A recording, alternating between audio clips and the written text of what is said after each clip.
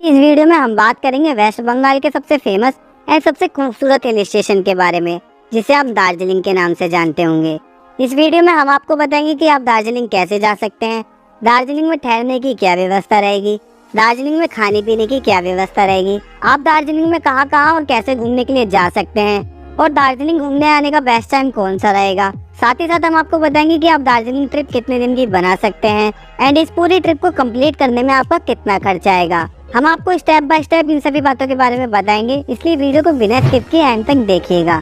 चलिए दोस्तों, देर न करते हुए शुरू करते हैं। सबसे पहले हम दार्जिलिंग के बारे में जान लेते हैं। दार्जिलिंग वेस्ट बंगाल का एक बेहद ही खूबसूरत हिल स्टेशन है, जो कि समुद्र तल से लगभग 2134 मीटर की ऊंचाई पर स्थित है। दार्जिलिंग अपने मनमोहक वातावरण, अपनी हरी भरी पहाड़ियाँ और चाय के बागानों के लिए दुनिया भर में मशहूर है। दोस्तों, ये इतना फेमस एंड ब्यूटीफुल प्लेस है जहाँ हर साल लाखों टूरिस्ट घूमने के लिए आते हैं। यहाँ पर नेचर्स लवर्स, एडवेंचर लवर तो आते ही हैं एंड यहाँ पर कई कपल अपनी हनीमून ट्रिप को यादगार बनाने के लिए आते हैं। यहाँ का मौसम यहाँ की खूबसूरती को चार चांद लगा देता है। दोस्तों, यहाँ पर कई सारी घूमने लायक जगह हैं जिनके बारे में हम आपको बताएंगे। यहाँ की टॉय ट्रेन एंड रोपवे का एक्सपीरियंस करने के बाद आप दोबारा यहाँ पर जरूर आना चाहोगे। यहाँ की खूबसूरत वादियाँ हर टूरिस्ट को यहाँ पर दोबारा आने पर मजबूर कर देती है। चलिए दोस्तों, सबसे पहले हम बात करते हैं कि आप दार्जिलिंग तक कैसे पहुँच सकते हैं। आप दार्जिलिंग तक बस, ट्रेन या फ्लाइट इन तीनों माध्यम से पहुंच सकते हैं। अगर आप बस के थ्रू दार्जिलिंग तक पहुंचना चाहते हैं तो आपको सिलीगुड़ी, न्यू जलपाईगुड़ी, बागडोगरा, गैंगटोक एंड कोलकाता से दार्जिलिंग के लिए बसेस मिल जाती हैं। सिलीगुड़ी बस स्टैंड से दार्जिलिंग की दूरी लगभग 65 किलोमीटर की है एंड ये सबसे नियरेस्ट बस स्टैंड है। अगर आप यहाँ से पहुँचना चाहते हैं, आप आराम से यहाँ से पहुँच सकते हैं। यहाँ से बसेस की टिकट 150 रुपये से 200 रुपये तक की रहती है पर पर्सन की एंड ये बसेस आपको सिलीगुड़ी से दार्जिलिंग तक 3 से 3.5 घंटे में पहुंचा देती हैं। एंड अगर आप ट्रेन के थ्रू दार्जिलिंग तक आना चाहते हैं तो दार्जिलिंग के सबसे नियरेस्ट रेलवे स्टेशन है न्यू जलपाईगुड़ी रेलवे स्टेशन। यहाँ तक के लिए आपको भारत के कई मुख्य शहरों से डायरेक्ट ट्रेन की कनेक्टिविटी देखने को मिल जाती है।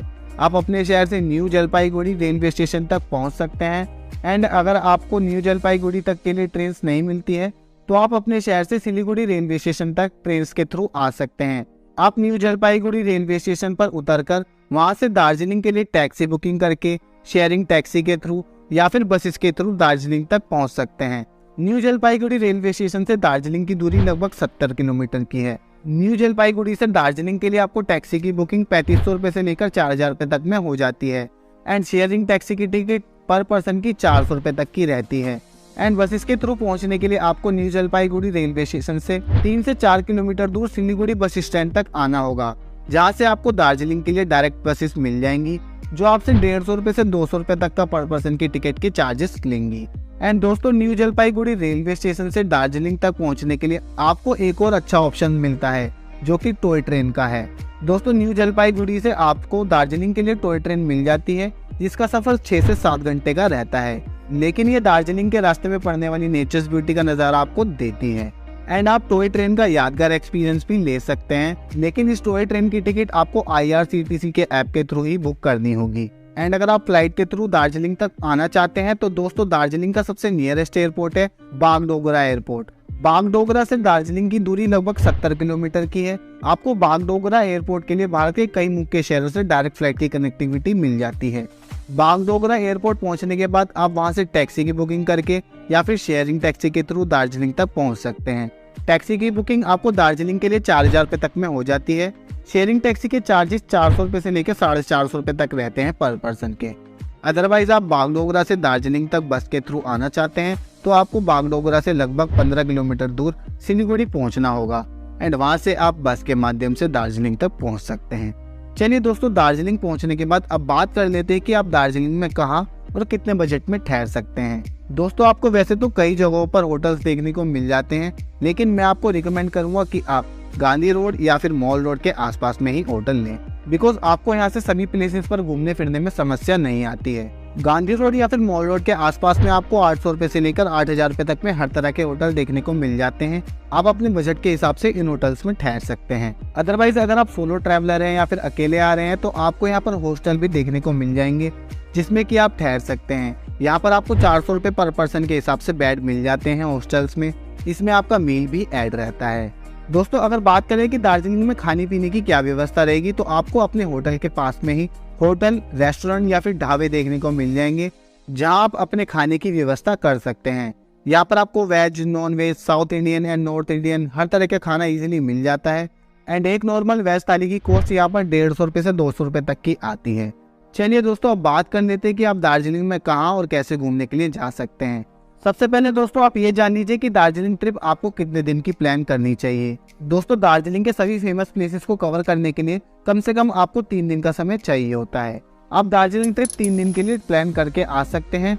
चलिए दोस्तों, अब हम आपको डे बाय डे बताते हैं कि आप डे 1 में कहाँ कहाँ घूमने के लिए जा सकते हैं। डे 1 में आप सबसे पहले घूम मोनेस्ट्री के लिए जा सकते हैं। ये काफी फेमस एंड काफी पवित्र स्थानों में से एक है। आप यहाँ पर जरूर जा सकते हैं। ये दार्जिलिंग की काफी फेमस जगह है जहाँ दार्जिलिंग में घूमने आने वाला हर टूरिस्ट यहाँ पर जरूर आता है।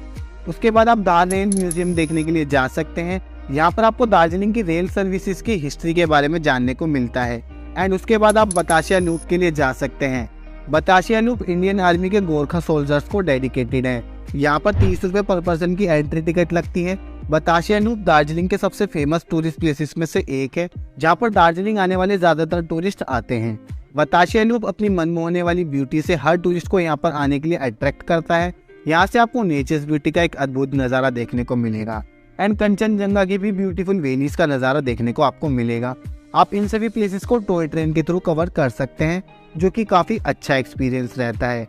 टॉय ट्रेन जॉय राइड के माध्यम से आपको इन सभी प्लेसेस की साइट सीइंग कराती है, जिसमें कि ये दार्जिलिंग से शुरू होकर बतासिया लूप से होते हुए गुल्म स्टेशन तक आती है। ये सफ़र 15 से 16 किलोमीटर का रहता है, जिसमें कि आपकी ये ट्रेन 2 घंटे में इन सभी प्लेसेस की साइट सीइंग कराती है। यहाँ पर जॉय राइड के लिए टॉय ट्रेन 2 तरह की चलती हैं, एक स्टीम इंजन वाली, दूसरी डीजल इंजन वाली। स्टीम इंजन की टिकट की बात करें तो यहाँ पर 1500 रुपये पर पर्सन की रहती है एंड डीजल इंजन की टिकट 1000 रुपये पर पर्सन की रहती है। इसमें 5 साल से ऊपर के सभी लोगों की टिकट लगती है। 5 साल से कम उम्र के बच्चों के लिए इसमें टिकट नहीं लगती। आप इन सभी प्लेसेस को टॉय ट्रेन के थ्रू कवर कर सकते हैं या फिर टैक्सी के थ्रू भी कवर कर सकते हैं। इन सभी प्लेसेस को कवर करने के बाद आप डे 1 में ही रॉक गार्डन के लिए जा सकते हैं। रॉक गार्डन दार्जिलिंग से 10 किलोमीटर की दूरी पर है। ये एक खूबसूरत जगह है जिसे पहाड़ों को काट कर निर्मित किया गया है। यहाँ पर आपको वाटरफॉल, हरी भरी पहाड़ियाँ, पाइन के पेड़ जैसी नेचर्स ब्यूटी का नज़ारा देखने को मिलेगा। यहाँ पर आप ट्रैकिंग भी कर सकते हैं एंड यहाँ पर आपको फ्लावर्स एंड पहाड़ीदार जगह देखने को मिलती है। रॉक गार्डन की एंट्री टिकट 20 रुपये पर पर्सन की रहती है। दोस्तों आपको इसके रास्ते में पड़ने वाले चाय के बागान देखने को मिलते हैं, जो कि काफ़ी खूबसूरत नज़ारा होता है। उसके बाद आप शाम को मॉल रोड पर जा सकते हैं। मॉल रोड पर आप वॉकिंग कर सकते हैं और शॉपिंग भी कर सकते हैं। शाम के समय मॉल रोड की खूबसूरती देखने लायक होती है। यहाँ पर काफ़ी लोग शॉपिंग भी करते हैं और वॉकिंग भी करते हैं और अपनी शाम को एंजॉय करते हैं। और यहीं पर आपका डे 1 समाप्त होता है। उसके बाद आप डे 2 में अर्ली मॉर्निंग टाइगर हिल के लिए जा सकते हैं। टाइगर हिल दार्जिलिंग से 13 किलोमीटर की दूरी पर है, जो कि समुद्र तल से लगभग 2590 मीटर की ऊंचाई पर स्थित है। ये हिल स्टेशन सनराइज पॉइंट के नाम से भी काफ़ी फेमस है। यहाँ से आपको सनराइज का बेहतरीन व्यू देखने को मिलता है, जिसके लिए आपको यहाँ पर अर्ली मॉर्निंग पहुँचना होगा। सनराइज के अलावा यहाँ से कंचनजंगा की चोटी का अद्भुत नज़ारा भी देखने को मिलता है। यहाँ से आपको घूम के टॉप का व्यू भी देखने को मिलेगा एंड स्नो से ढकी वैली का व्यू भी आपको यहाँ पर देखने को मिलता है, जिसके लिए यहाँ पर दुनिया भर से टूरिस्ट आते हैं। एंड हनीमून कपल्स के लिए तो ये प्लेस मस्ट विजिटेड है। उसके बाद आप लामा हाटा इको पार्क के लिए जा सकते हैं। दोस्तों अगर आप हनीमून कपल्स हैं या फिर फैमिलीज के साथ जाना चाहते हैं तो आपको लामा हाटा इको पार्क जरूर जाना चाहिए। ये एक छोटे से खूबसूरत गांव में स्थित है। ये दार्जिलिंग से 20 किलोमीटर की दूरी पर स्थित है, जहाँ पर आपको नेचर्स ब्यूटी का अलग ही नज़ारा देखने को मिलेगा। इस इको पार्क की एंट्री टिकट 30 रुपये से 40 रुपये पर पर्सन की रहती है। ये पहाड़ी के किनारे पर स्थित है, जहाँ से आपको आसपास की वैली का भी नज़ारा देखने को मिलता है। यहाँ खूबसूरत पाइन के पेड़ हैं, ट्रैक के लिए रास्ते हैं, जहाँ से आपको पार्क को एक्सप्लोर करने में काफी अच्छा लगता है। उसके बाद आप दार्जिलिंग जू के लिए जा सकते हैं। ये जू बंगाल टाइगर एंड लाल पांडा के लिए फेमस है एंड इस जू में हर साल लगभग 3 लाख लोग लाल पांडा और बंगाल टाइगर को देखने के लिए यहाँ पर आते हैं। यहाँ पर और भी कई सारे एनिमल्स एंड बर्ड्स भी हैं जिन्हें आप देख सकते हैं। ये जू इंडिया के सबसे अधिक ऊंचाई पर स्थित जू है। अगर इसकी टाइमिंग की बात करें तो ये सुबह 8:30 बजे से शाम के 4:30 बजे तक खुला रहता है एंड थर्सडे के दिन ये क्लोज रहता है एंड इसकी टिकट 20 रुपये पर पर्सन की रहती है। उसके बाद आप दार्जिलिंग रंगीत वेली रोपवे को एंजॉय कर सकते हैं। ये दार्जिलिंग जू से 2 किलोमीटर की दूरी पर है एंड दार्जिलिंग के मेन शहर से 5 किलोमीटर की दूरी पर है। इस रोपवे की टिकट एडल्ट्स के लिए 260 रुपये पर पर्सन की है एंड चिल्ड्रंस के लिए 130 रुपये पर पर्सन की है, जो कि राउंड ट्रिप की रहती है। रोपवे का सफर 5 किलोमीटर का अप डाउन का रहता है, जिसमें कि आपका 40 मिनट का सफर होता है। बीच में आपको रोपवे से एक जगह पर ड्रॉप किया जाता है, जहां आप थोड़ा एंजॉय कर सकते हैं और आपको यहां से काफी खूबसूरत नज़ारे देखने को मिलते हैं। उसके बाद आप रोपवे के थ्रू वापस आ जाते हैं। रोपवे का नज़ारा काफी देखने लायक होता है, जहाँ से आपको आसपास की वैली, चाय के बागान एंड दार्जिलिंग की खूबसूरती देखने को मिलेगी। एंड इसी के साथ आपका डे 2 यहीं पर समाप्त होता है। आप अपने होटल में स्टे करने के लिए जा सकते हैं एंड अगले दिन यानी कि डे 3 में आप मिरिक के लिए जा सकते हैं, जो कि दार्जिलिंग से 40 किलोमीटर की दूरी पर है। मिरिक पहुंचने के बाद आपको यहाँ पर से नेपाल की वेनिस का भी व्यू देखने को मिलेगा, बिकॉज ये नेपाल बॉर्डर के पास में ही है। एंड यहाँ से आपको जगह जगह पर इंडियन आर्मी देखने को मिलती है। आप यहाँ से आसपास के नज़ारों का लुत्फ उठा सकते हैं। एंड उसके बाद आप पशुपति बॉर्डर के लिए जा सकते हैं। ये नेपाल बॉर्डर भी कहलाता है। यहाँ पर आप शॉपिंग कर सकते हैं एंड नेपाल में भी थोड़ा बहुत घूम सकते हैं अगर आपके पास समय है। डे 3 में आप मिरिक और नेपाल बॉर्डर के आसपास में घूम सकते हैं एंड डे 3 में आप यहाँ पर घूमने के बाद अपने होटल के लिए वापस लौट सकते हैं या फिर आप अपने शहर के लिए वापस लौट सकते हैं। दोस्तों, आप इन सभी प्लेसेस पर घूमने के लिए टैक्सी की बुकिंग करके आ सकते हैं। अगर आप 3-4 लोग हैं तो आप टैक्सी की बुकिंग कर लीजिए।